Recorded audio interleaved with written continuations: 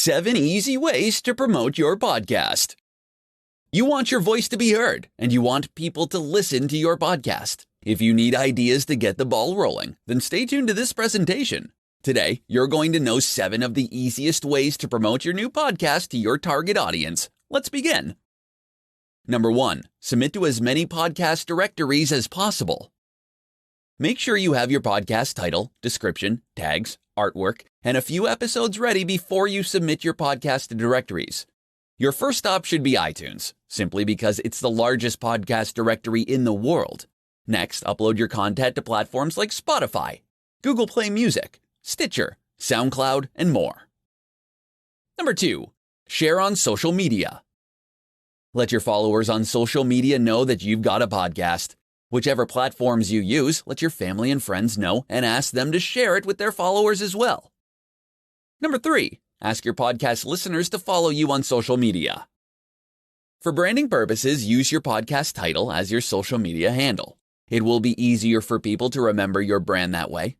Give a quick mention of your social media channels on every episode and ask your listeners to follow you. Number 4, link your podcast episodes on your blog.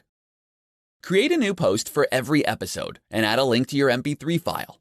Then write out a transcript or show notes for each episode. Your written content will be indexed on search engines, so you'll most probably get a nice chunk of search engine traffic later on. Number 5, interview experts in your niche. People love being recognized as experts, so if you tell people you're interviewing experts for your podcast, chances are you'll have a good number of people signing up. They can promote their businesses or their podcasts, and they'll let people know that they were interviewed on your awesome show. Number 6, record your podcast on video. Hit 2 birds with 1 stone and video yourself while recording your podcast episode. Then upload it to YouTube, Facebook, Instagram, Snapchat, etc. to give your fans a sneak peek at how you do your podcast. Number 7, pay for advertising. You don't need to spend a ton of money to get the word out about your new podcast. If you can afford to spare a few dollars a day, you can advertise on Facebook ads, Instagram, maybe even Bing ads. In this presentation, I'm going to share with you 10 of the most important tools you'll need for podcasting success. Let's begin. Number 1, a good microphone. Not all microphones are created equal. A good quality microphone is necessary if you want your podcast to sound good. Number 2, pop filter. It's annoying to hear B's, P's, G's, and D's amplified on podcasts. You don't want this to happen to your show. Get a pop filter. It only costs a few dollars. Number 3, podcast hosting account. You don't want your podcast audio files eating up your web hosting bandwidth. Get a good podcast hosting account. They're relatively cheap. Check out Libsyn, one of the most popular podcast hosting services. Number 4, multi-platform note-taking software.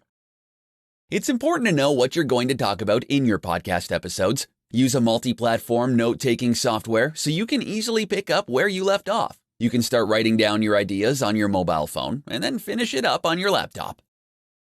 Number 5, Google Calendar. Google Calendar is a great tool for scheduling your podcast episodes. You can add different calendars to your account, and you can label each one with a different color. Number 6, Audacity. Audacity is a free, open source, and cross-platform audio editing software. There's a bit of a learning curve, but don't worry. There are lots of tutorials on YouTube to help you get up to speed on how to use this powerful software. Number 7, voice typing tool. Show notes are important for your podcast.